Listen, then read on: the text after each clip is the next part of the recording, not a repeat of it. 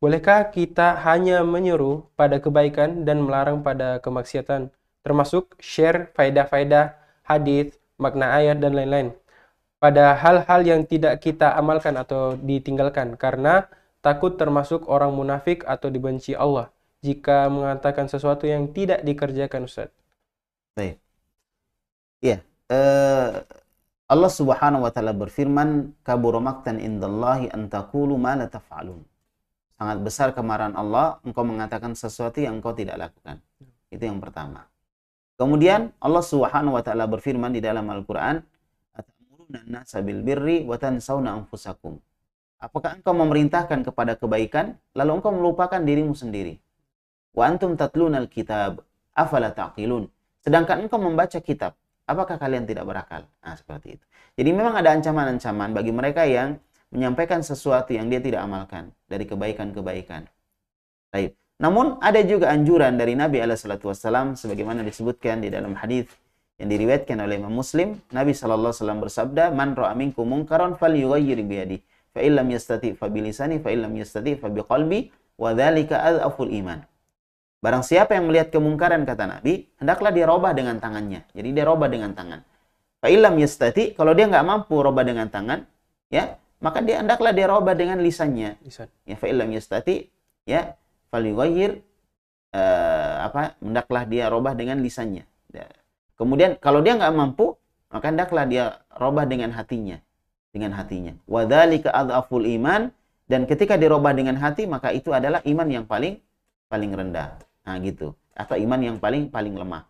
Nah, ini menunjukkan bahwa kemungkaran juga harus dirobah. Jadi kita berada dalam dua posisi, ya. Anda di persimpangan jalan gitu ya. Ada di dua posisi. Posisi di mana Anda harus menyampaikan kebaikan dan mencegah dari kemungkaran, dan posisi Anda harus berhati-hati menyampaikan sesuatu yang Anda tidak lakukan. Itu dua posisi. Oleh karena itu, apa yang harus kita lakukan di posisi seperti ini? Maka tetap kita menyampaikan kebaikan. Kalau kita menyampaikan kebaikan, lalu kemudian kita tidak mengamalkannya, paling tidak kita cuma dapat dosa satu. Dosanya apa? Anda amalkan, kan gitu. Tapi dia sampaikan. Nah, gitu kan. Nah, tapi kalau misalnya kita tidak sampaikan, kita dapat dosa dua. Dosa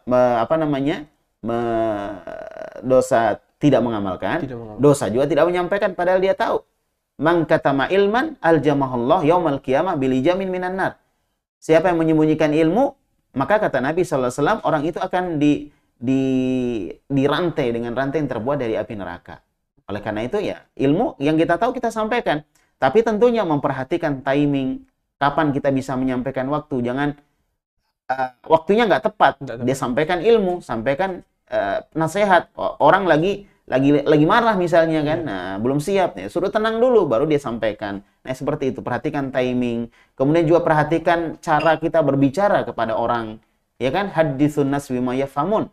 Ajaklah manusia kepada Allah, ya, atau ajaklah mereka berbicara sesuai dengan apa yang dia pahami, seperti itu. Oleh karena itu dua hal ini diperhatikan. Nah, yang paling bagusnya adalah kita menyampaikan sesuatu yang kita amalkan.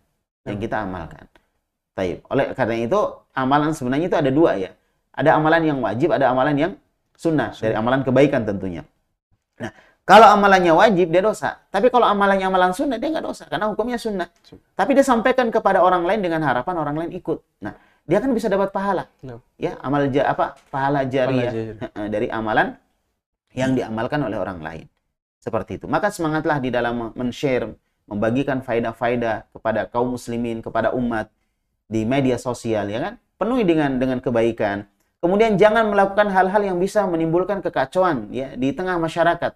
Dengan cara menabrak-nabrakan satu kalimat dengan kalimat ini, dengan orang ini ditabrakkan, dipotong-potong video kemudian ditabrak-tabrakan. Ini hal yang ini bukan faedah, ini bisa membawa kepada keburukan. Ya, memotong-motong video seperti itu. Kalau orangnya ridho nggak ada masalah, tapi kalau orangnya nggak ridho, ya kan? Kemudian menimbulkan perpecahan, bisa aja kita dituntut oleh orang tersebut pada hari kiamat. Gitu. Kita niatnya bagus, tapi dapatnya yang jelek. Kam min muridin lil khair la yusibah. Gitu. Betapa banyak orang yang menginginkan kebaikan, namun dia tidak mendapatkan karena caranya yang keliru. Oleh karena itu, hendaklah kita bersemangat di dalam menyampaikan faedah-faedah kebaikan, ya, mencegah dari kemungkaran seperti itu. Namun kita berusaha untuk mengamalkannya. Jika kita tidak bisa mengamalkannya, dari amalan-amalan yang sunnah, maka insya Allah Allah Maha Pengampun dan Maha Penyayang. Ya kan? Namun jika kita mampu mengamalkannya, kita amalkan. Adapun hal-hal yang wajib, maka kita diancam dengan dosa, diancam dengan neraka jika kita tidak mengamalkannya. Wallahu a'lam bishawab.